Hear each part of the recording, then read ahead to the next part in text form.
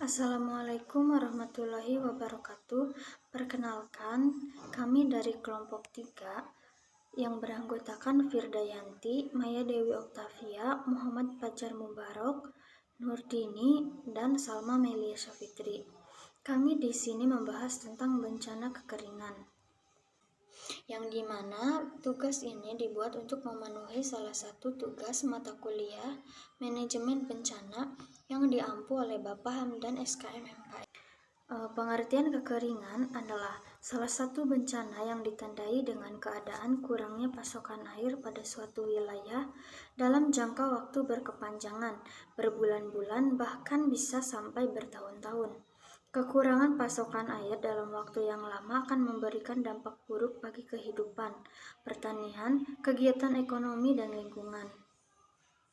Kesiapan saat terjadi kekeringan, yang pertama menjaga sumber atau mata air, yang kedua menggunakan air dengan bijak, ketiga tidak merusak hutan atau kawasan cagar alam, keempat secara kolektif membuat waduk atau bendungan untuk menampung air hujan dan dipergunakan saat musim kemarau.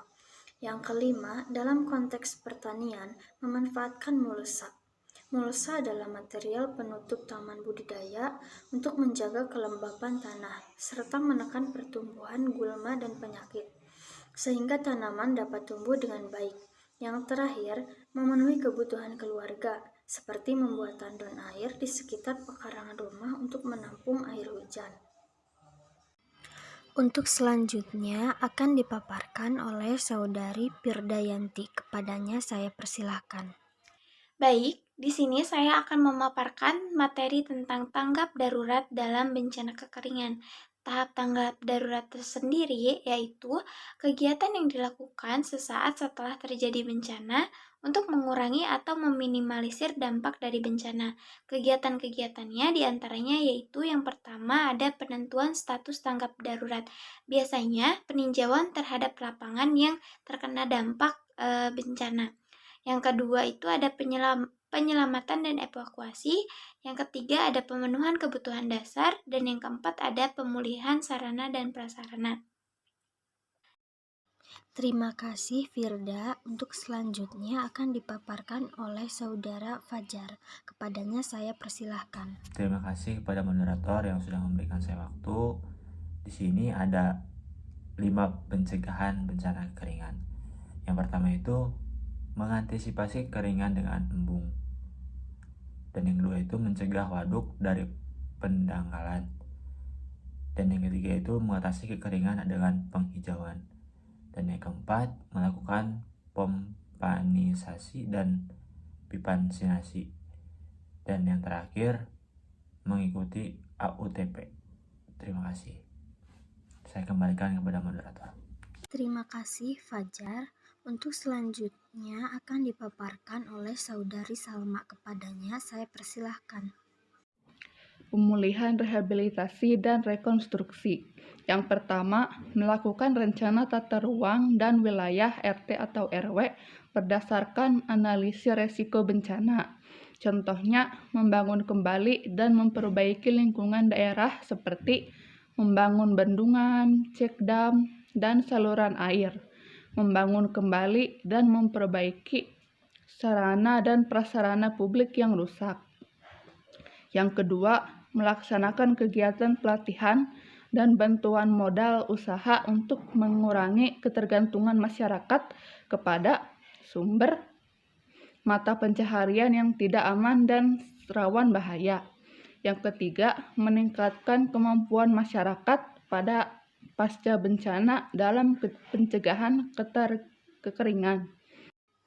Terima kasih Salma. Untuk selanjutnya akan dipaparkan kembali oleh Saudari Firda. Kepadanya saya persilahkan. Selanjutnya ada contoh pemenuhan dasar dan pemulihan sarana dan prasarana, seperti perbaikan fasilitas yang rusak, tandon air dan pipa, dan mencari sumber-sumber mata air yang terdekat dengan lokasi bencana. Ada pemenuhan kebutuhan dasar atau dropping air ke daerah terdampak bencana, membuat sumur pantek atau sumber bor untuk mendapatkan air, menyediakan air bersih dengan mobil tangki yang sudah disediakan oleh dinas terkait, dan terakhir melakukan pengaturan pemberian air bagi pertanian secara darurat seperti gilir giring. Materi selanjutnya akan dipaparkan oleh teman saya. Sekian dan terima kasih. Terima kasih Firda. Untuk selanjutnya akan dipaparkan oleh Saudari Maya. Kepadanya saya persilahkan. Terima kasih kepada moderator. Selanjutnya, regulasi dan undang-undang terkait bencana kekeringan. Undang-Undang Nomor 24 Tahun 2007 tentang Penanggulangan Bencana dalam Pasal 1 Ayat 6 menyebutkan bahwa penyelenggaraan penanggulangan bencana adalah serangkaian upaya yang meliputi penetapan kebijakan pembangunan yang beresiko timbulnya bencana, kegiatan pencegahan bencana, tanggap darurat, dan rehabilitasi.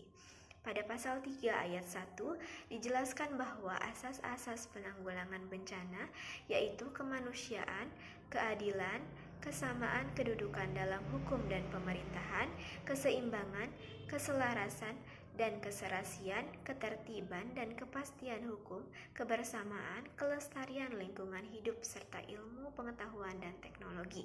Di ayat 2 digambarkan prinsip-prinsip dalam penanggulangan bencana, yaitu cepat dan tepat, prioritas, koordinasi dan keterpaduan, berdaya guna dan berhasil guna, transparansi dan akuntabilitas, kemitraan, pemberdayaan, non-diskriminatif, dan non-proletisi. Adapun yang menjadi tujuan dari penanggulangan bencana menurut Undang-Undang Nomor 24 Tahun 2007 Pasal 4, yaitu memberikan perlindungan kepada masyarakat dari ancaman bencana, menyelaraskan peraturan perundang-undangan yang sudah ada, menjamin terselenggaranya penanggulangan bencana secara terencana, terpadu, terkoordinasi, dan menyeluruh, menghargai budaya lokal, membangun partisipasi dan kemitraan publik serta swasta, mendorong semangat gotong royong, kesetiakawanan, dan kedermawanan, serta menciptakan perdamaian dalam kehidupan bermasyarakat, berbangsa, dan bernegara. Terima kasih, saya kembalikan lagi kepada moderator. Terima kasih Maya.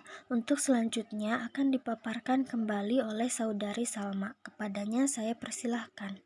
Peran Kesmas dalam menangani bencana tersebut, yaitu yang pertama, memberikan perlindungan kepada sumber-sumber air bersih yang tersedia, serta melakukan panen dan konservasi air. Yang kedua, melakukan sosialisasi untuk penghematan air. Yang ketiga, melakukan reboisasi hutan dan penghijauan di area pemukiman warga maupun di jalan besar. Yang keempat, melakukan pemberian air untuk pertanian secara teratur. Yang kelima, melakukan rehabilitasi terhadap jaringan irigasi. Terima kasih kepada teman-teman yang telah memaparkan materinya. Saya selaku moderator memohon maaf apabila ada tutur kata yang kurang berkenan di hati para penonton. Saya ucapkan terima kasih. Wassalamualaikum warahmatullahi wabarakatuh.